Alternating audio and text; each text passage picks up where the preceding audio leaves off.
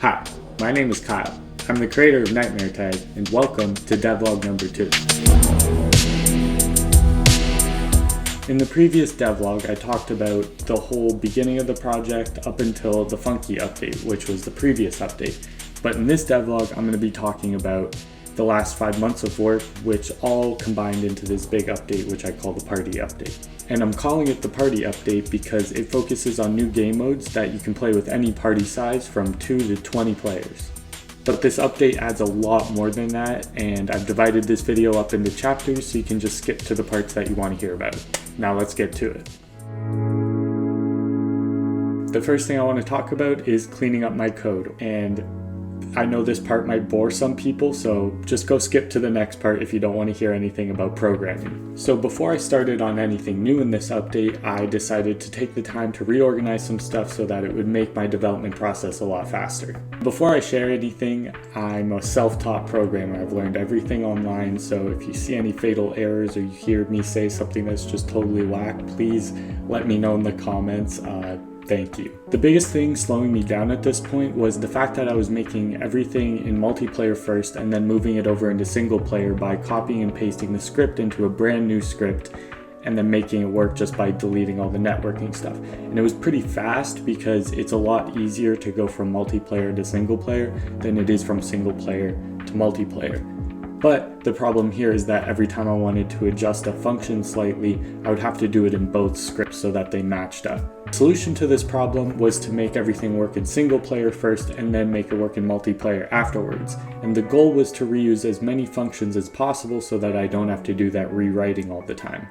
So I would make a single player script, and then whenever it needed some sort of multiplayer modification, I would then make a multiplayer script, do all that stuff, and then just have the single player script reference that multiplayer stuff. And the reason why I don't just put it all into one script is one, organization, but also mono behaviors and network behaviors are two different things and they have their own kind of rules and requirements around them. Doing this code restructuring saved time with prefabs as well, because I would kind of do the same thing. I would make a single player prefab and then make a completely separate network prefab of the same object.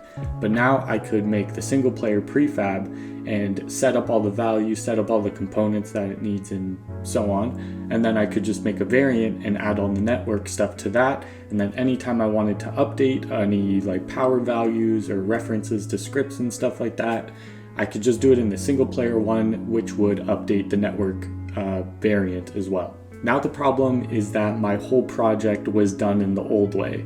So I had to go through quite literally everything and restructure it in this way. And honestly, it was very rewarding. It was kind of a therapeutic experience to organize everything and just get a good grasp of everything that I've worked on for the past 9 months. And then just kind of go through it and be like, yep, this all works. Yep, this is the way to do it now. And it eventually saves me time because I don't have to do things twice all the time. I was hesitant to take the time to do this because I knew it would take away from like adding new features and new abilities and all this fun stuff. But I knew if I wanted to develop faster and with these big ideas that I have coming up, I just knew I needed to take the time to do this before it piled up on me, so I'm glad I did it. New game modes are the focus for this update. There are 4 game modes total now in Nightmare Tag, and 3 of them were added in this update. Each game mode was designed around a certain party size, but you can play any of the new game modes with any party size that you like. The first game mode that I added is Quick Tag. Quick Tag is designed for a small party size, anywhere between 2 to 5 players, but again, you can play with any party size that you like. If you're a human, your goal is to collect fruit. If you collect the amount of fruit that's determined in the game settings before the game starts, then you win. But if you're a monster, your goal is to kill someone, and if you kill someone, that person turns into a monster and you are turned into a human, hence the name Tag. Players' scores are counted individually, and there's only one fruit spawned at a time, making it like a race to the nearest objective. The goal with Quick Tag was to be as simple as possible, because I want it to be the first game mode that people try out when they first play Nightmare Tag. I tried to keep the objective as simple as possible, and I also removed the attachments and monkeys so that you focus on the core gameplay stuff like running and hiding, going invisible, using your flash gun, using your scanner, and so forth. And it also gives you a chance to play as both the human and the monster within one game mode. The next game mode that I added was Elimination. This game mode is a little complicated and it's meant for a bigger party size, somewhere like 5 or more players. As a human, your goal is to take elevators up until you win, but I'll talk about elevators a little later. When the game begins, you'll spawn in a zone with elevators on all 4 sides of the map. If you take one of these elevators up, you move up to the next level, which is a random zone, and then you gotta wait till all of your teammates, or all but one of your teammates, have made it to the zone with you, and then the next round will start. While you're waiting for people to make it to the next round with you, you can look around for attachments in the zone, or you can take the elevator back down and try to rescue more teammates. If you die, or you're the last person left behind, then you become a monster for the next round, hence the name Elimination. As rounds go on, the game gets harder because more and more people will get eliminated and become the monster, but you can complete flawless rounds in which no one dies and no one gets eliminated. And you have to complete consecutive flawless rounds to win as the human. The number you have to complete is based on the number of people alive. So if you have 5 people alive, you have to complete 5 consecutive flawless rounds. And then if someone dies, the counter resets. So it'll go down to 4, and then you have to complete 4 flawless rounds, and then 3, then 2. And if you're the last person and you happen to complete 1 round by yourself, then you win. And this can kind of go without saying, but just to be clear, when you're the monster, you just kill humans, kill all of them. In any game mode, that's your objective. I'm so happy that the feedback for this game mode was really good. I'd even say it's my favorite game mode too now. There's just so many complications with this game mode, so many bugs came up during playtests, so I just want to shout out all the playtesters that stuck through it and helped me sort out all these bugs and all these issues. I literally couldn't have done it without that help. Especially because this game mode was designed for a bigger party size, there was no easy way for me to test things all by myself. And it's not just about testing for bugs, it's about testing if this game mode even works. Like, is it fun? And it was a lot of fun. Like the objective to escape in an elevator just create a lot of movie moments as you like are waiting for people, and then the monsters come in, you're like, oh crap, I gotta close it right now. But then it also could create a sense of revenge if players are left behind and they just want to take revenge out on their teammates. So just a lot of teamwork and strategy. It also just makes the monster role feel a little less lonely as you gain more teammates throughout the rounds. In summary, Elimination is my favorite game mode. It's a little more complicated and it's definitely more fun with more players. And just one more thing to note is that elevators have to be powered in a certain way, but I'll talk about that in the elevator section of this video. Capture the Fruit. This game mode is designed for a bigger party size because it is a team-based game, so you want at least like 3 on each team. It works like this. When the game begins, each team gets their own zone, and you spawn in your own zone as a monster. And when you take an elevator to the enemy zone, then you become a human. And your goal is to collect as many fruit as you can and then make it back to the elevator and take it back down. The fruit that you collect is not scored until you take the elevator back down. And if you're the monster protecting your own zone, all you gotta do is kill people to prevent the other team from scoring. And just like in Quick Tag, the amount of fruit that it takes to win can be changed in the game settings before the game starts. It's also important to note that there's a game setting that can drastically change the way this game's played, and that's the dead state. The default setting is Entity, which means that when you die while you're attacking, you are teleported back to your zone and turned back into a monster. But if you change this dead state setting to Ghost, then you'll die and become a ghost, which means you can't go defend your zone instantly. You have to wait to get revived, or only in this game mode can you revive yourself, and that's by bringing your head back to the body where you died. But I'll talk about all that ghost stuff a little later in this video. Just know that changing the dead state setting will greatly change the game. It goes from being able to instantly defend your zone when you die, or give the enemy some time to attack your zone when you die. I didn't plan on adding this game mode when I first started this update, but it all just sort of clicked after I had the fruit set up for Quick Tag, and I had the multiple areas of play set up for elimination and the elevators to connect them. It just sort of all clicked together, and it didn't take me too long to implement because all these features were added because of different game modes. In all honesty, this game mode hasn't been tested nearly as much as all the other game modes, so I'm kind of curious to see how this game mode evolves as we do more testing and I have a better understanding of how this game is played. VHS Run is the original game mode for Nightmare Tag. For those uninitiated, if you're a human, you have to find and play a VHS tape all the way through to win. And again, if you're the monster, you just have to kill everyone. I still love this game mode. It's definitely a close second for me because it plays a lot like hide and seek. When you play the VHS tape, you're revealed to the monster audibly and visually, so you have to be really smart about when you stop and play it and how you escape and how you defend yourself. It plays a lot into the core gameplay elements that make Nightmare Tag a lot of fun. It's also one of my favorites because it works for any party size that you have, anywhere between 2 to 20 players. It's also the only game mode that lets you play on all 9 zones at the same time. And Elimination and VHS Run are the only game modes that have monkeys and attachments in them, which are probably why they're at my top 2 favorite game modes.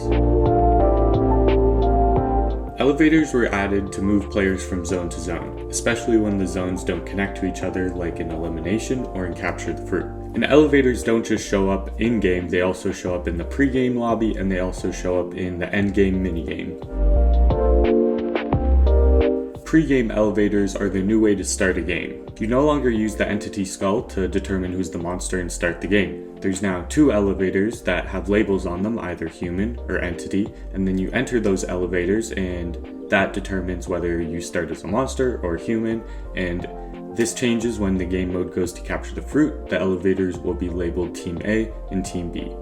Only one person needs to be in an elevator and hit the down button to start the game.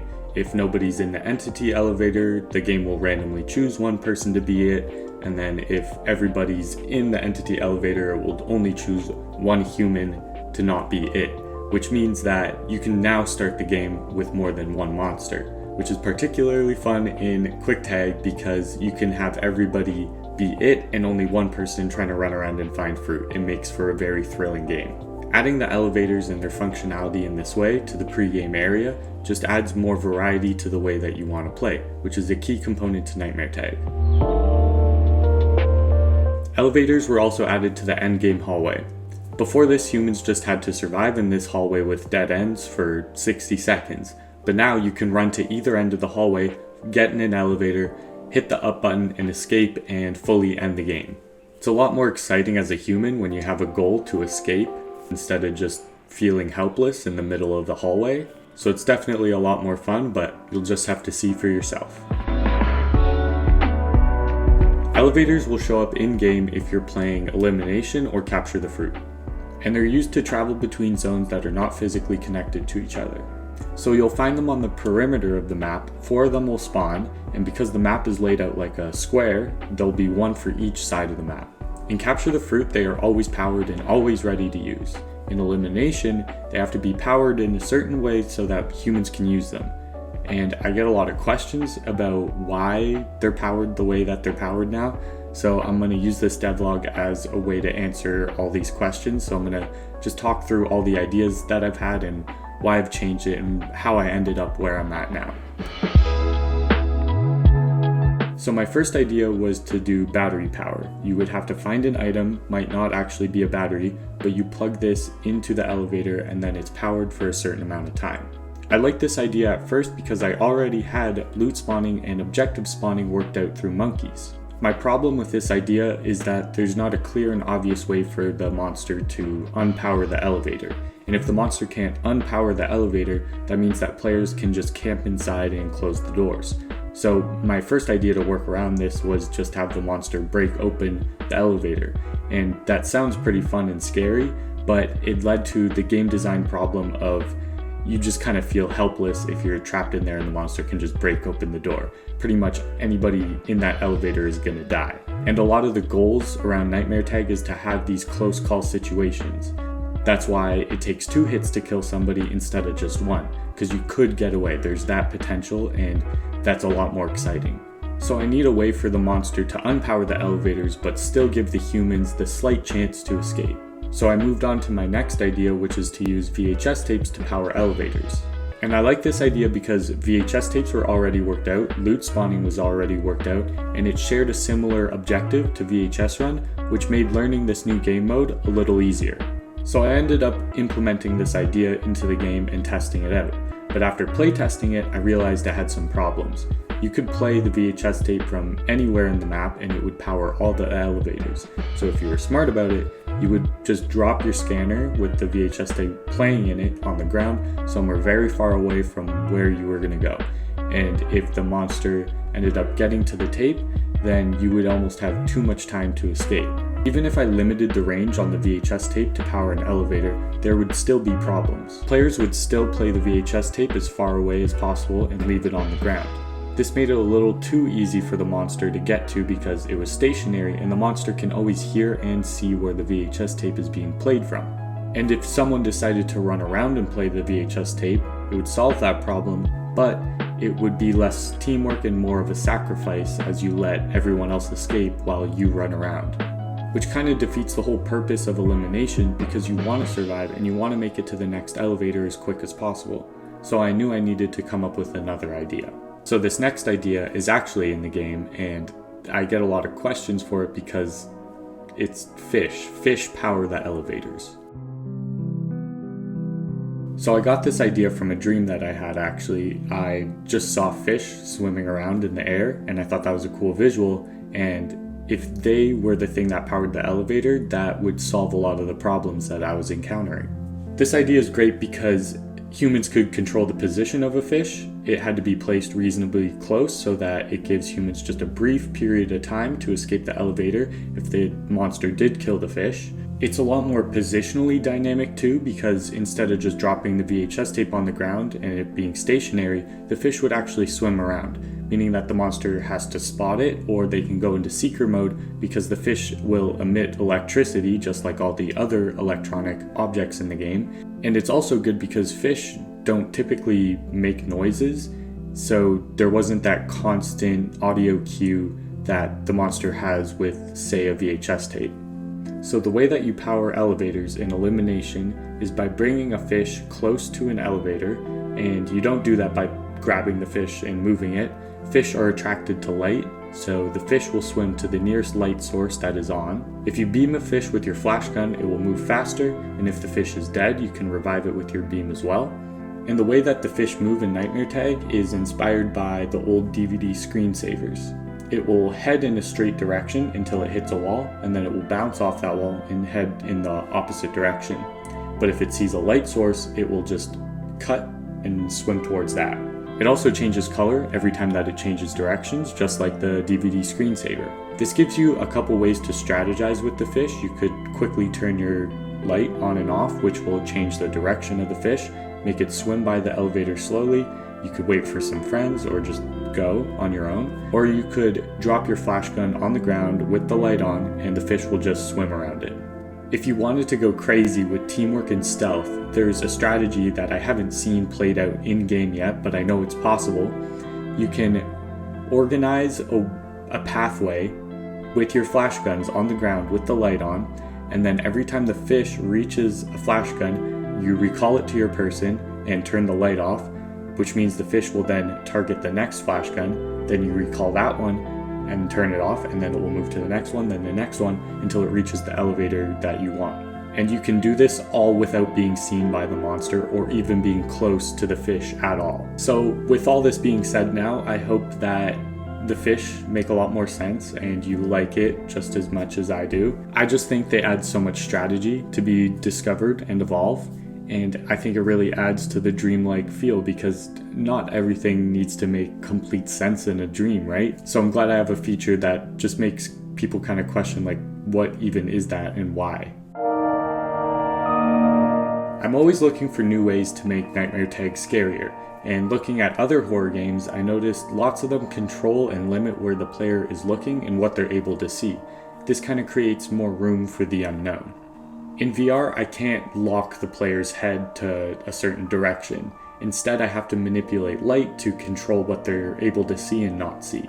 And I got inspired to kind of revamp the whole lighting system after I looked at my oldest build of the game just to see how far I've come.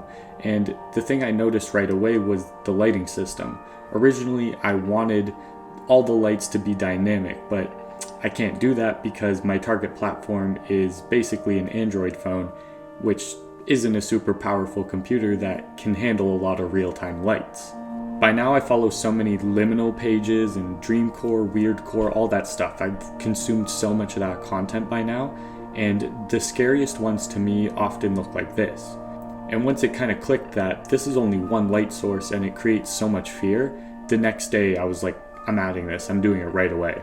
So I call this light source the headlamp because it follows where your head's looking, and it doesn't do it one-to-one in real time. It kind of slowly follows the direction of your head, meaning if you look around too fast, you'll be staring into darkness for like a split second, which can be pretty scary.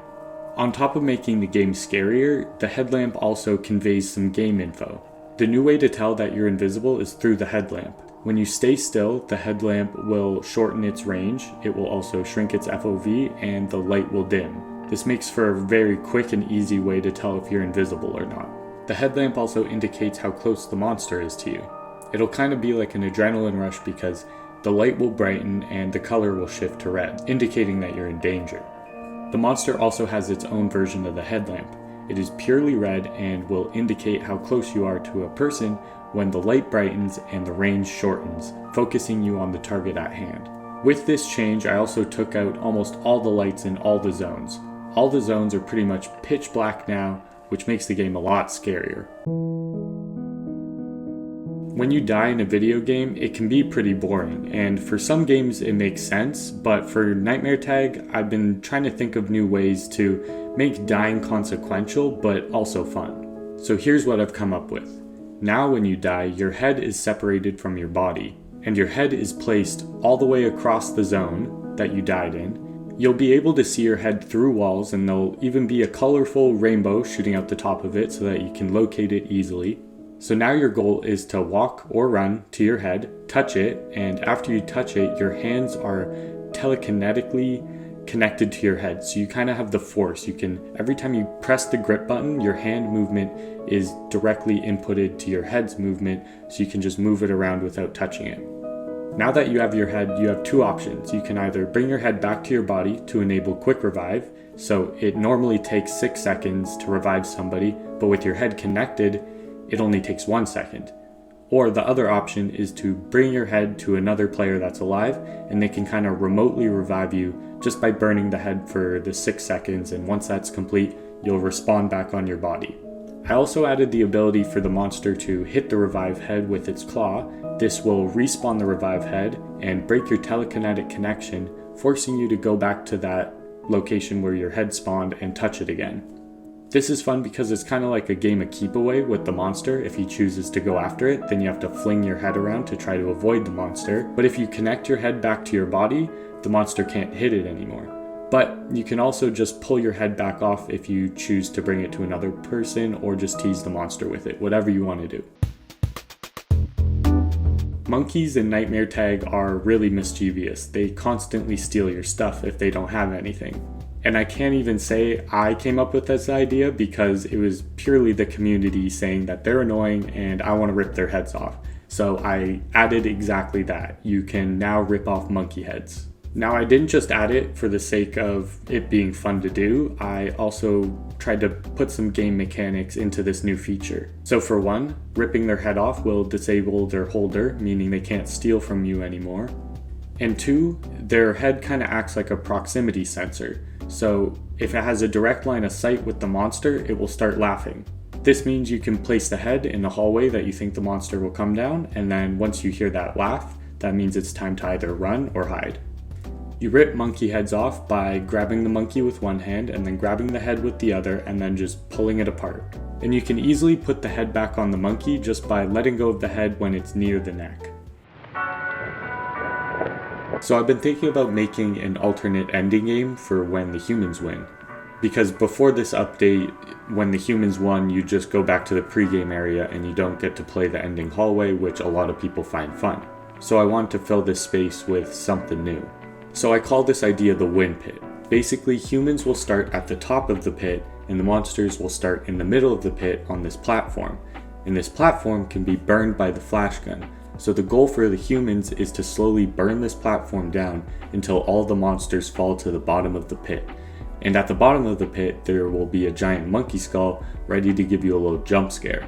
This game will end if all the monsters fall to the bottom of the pit or the timer runs out, which is only 60 seconds, which is the same as the ending hallway.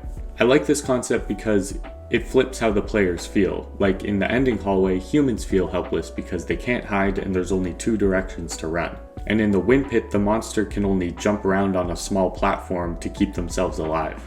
You're likely going to see this end game change a little bit in the future because I think the jump scare just gets a little repetitive and it's not that good of a jump scare. But it also has that same problem where the only way for the monsters to win is to just run the timer out. I have some loose ideas in my head on how to fix this, but until they're solid, this is how it stands in game. The portal tape is a new attachment for the scanner, and it works like this. When you first hold the play button down, a portal body will spawn in your current position. And you keep holding that button until you want to teleport back to that body. So when you release it, you'll teleport back to where you started playing the tape. And you can choose not to teleport back if you pull the tape out while it's playing or the timer runs out. I didn't plan on adding any new attachments in this update, but because this idea was good and I already had all the functionalities in the game, I knew I could just add it really quickly and it'll be a fun addition to this update. I gotta say it's one of my favorite attachments now, and it pairs really well with the portal gun attachment. There's this strategy that people have been doing where you can shoot a portal on the ground and then play the portal tape, which will spawn a body, then go through the portal, and if the monster follows you through the portal, you can teleport back to your body and there's no way for the monster to teleport back to you.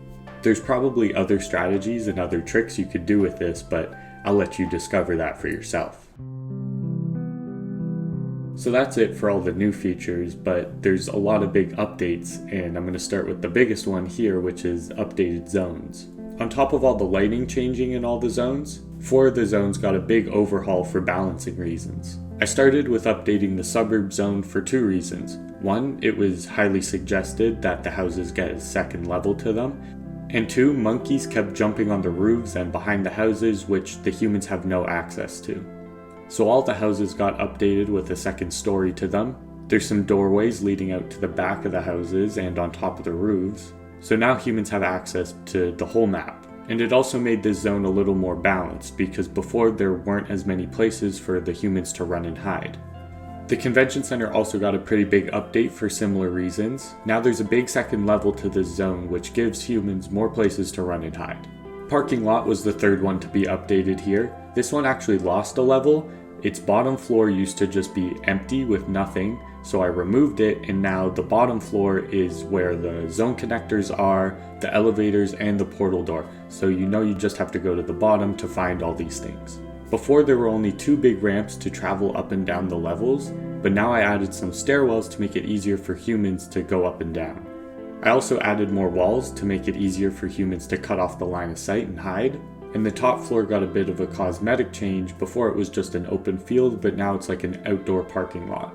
The last zone that I updated, and it's now my favorite zone, is hotel pools. This zone used to just be made up of really long hallways, and that kind of favors the monster. And the most common request I got from playtesters was to create hotel rooms to hide in. So I added a bunch of rooms that you can hide in, and a lot of them connect to each other. It gives better access to the balcony. So the hotel section of hotel pools became a lot more balanced. For the pools, which were also just long hallways, I added a few more pool rooms and some tunnels and some hallways and doors. So now the bottom of the map is just as balanced as the top.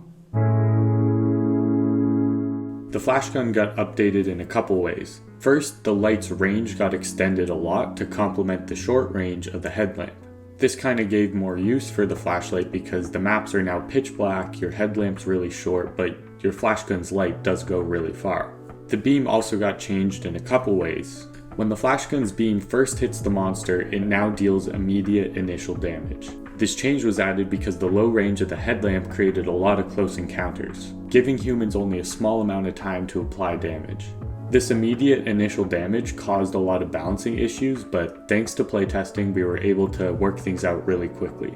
The problem was that humans would rely on this immediate damage to create some space from the monster. Whenever the monster got too close, they would just quickly turn around and hit it and then keep running. And then the monster would close that distance, then they would quickly turn around, hit him again, and then keep running. And to break this cycle, I just made it so that the immediate damage was based on how much power was left in your flash gun. But now the flash gun recharges 400% slower, which means you only have a limited amount of time and energy to get the monster to stop chasing you.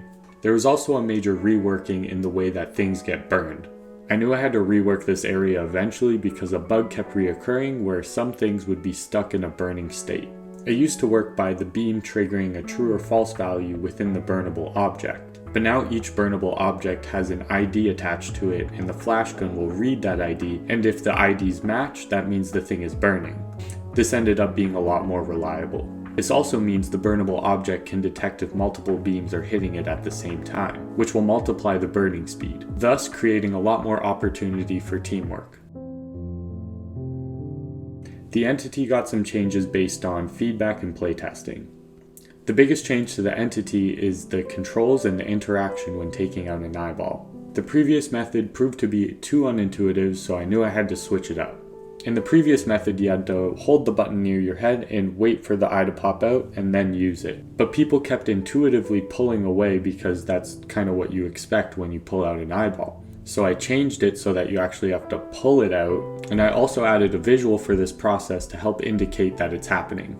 And the visuals are the coolest part to me now because it actually looks like you're pulling your eye out. The monster claws now have a 1-second cooldown on each hand to enforce a 2-hand touch tag. This change was added because one claw would often hit the person twice with one swing of the arm. And I always want humans to feel like they have a chance of escaping even if the monster is right next to them.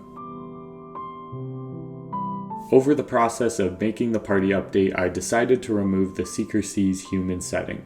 During a game, players couldn't remember whether this setting was turned off and on, which resulted in a lot of confusion. And the game ended up being more fun when this setting was turned off, so I kept it off and removed the ability to change the setting. This means that when you know the monster's in Seeker mode, you know it's safe to move around. Although you'll still be revealed if you're making eye contact with an entity eye. This update also includes new hands for the humans. When making a VR game, you have the choice of whether or not to show the player's virtual body. And in Nightmare Tag, I kinda had to show the player's body because that's what used to indicate whether you're invisible or not. But now that I'm able to indicate whether you're invisible or not through the headlamp, there's no need to look at your body anymore. And I've been wanting to update the hands with more visual detail. So I found a few artists to help me out and really make these hands look good. So now that the hands look way better than the rest of the body and there's no real reason to see the rest of your body, I decided to take it out, which means your local virtual body is no longer rendered to you, but it's rendered to everyone else. In addition to the updated hands, there's also hand tattoos which display information about the game. On one hand, you have the player count information, so you have a tattoo for humans, ghosts, and monsters. And underneath each of those tattoos, there's a Roman numeral to display how many of each there are.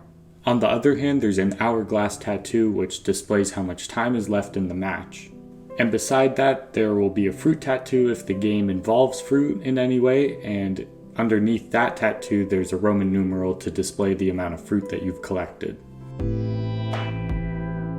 This update comes with so many quality of life improvements as well.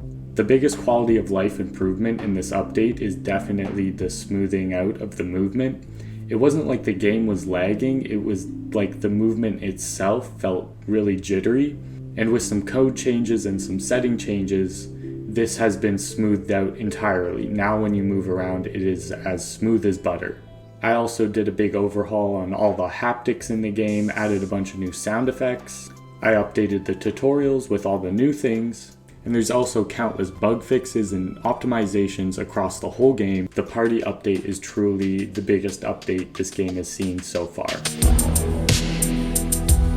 So that's it for the party update. That has been the last 5 months of work for me. I've probably missed a lot of small tweaks and changes here and there. but I've definitely covered all the major changes that this update brings.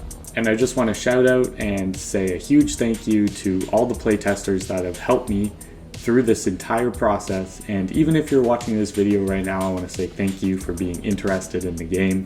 And until the next devlog, I will see you guys within the nightmare.